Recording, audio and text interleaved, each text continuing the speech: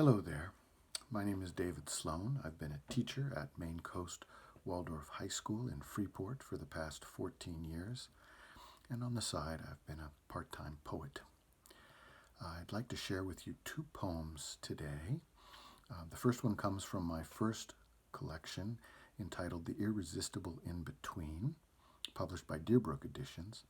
And the second one from a book called A Rising and Other Poems, which was published also by Deerbrook just as the pandemic started really rolling last spring. So this first poem is called Unfixable. It happened again last week, standing on Monhegan's headlands alongside the other sweat-soaked first-timers with their trail maps, cameras, sloshing water bottles. They shushed their children, and we all looked down on wheeling gulls, slope-browed eiders, gannets gliding inches above rumple-shirt surface of the waves. A little girl in red shorts clambered up a boulder, flapped her arms, cried out, "I'm flying," and had to be gathered in mid-leap by her father.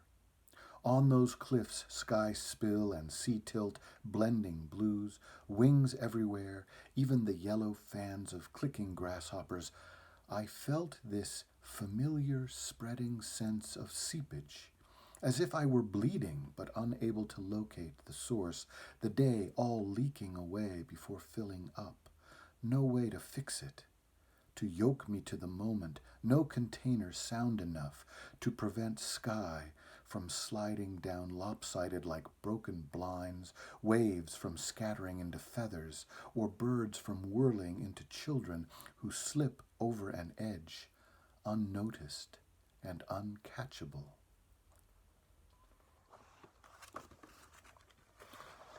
This second piece is also about a geographical part of Maine.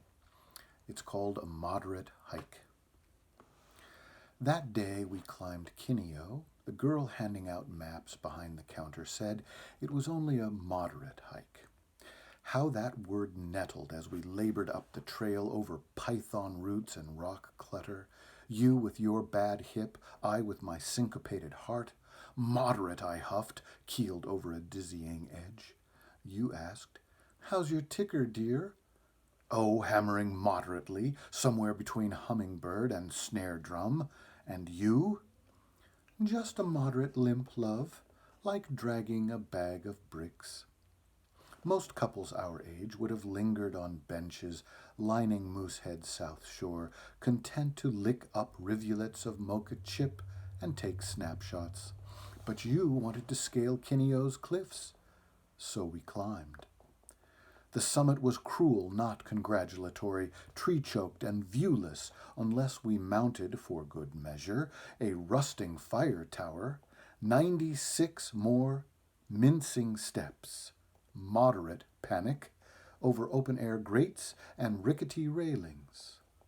Back at the inn, we soaked in a bath, rubbed arnica into each other's sore places.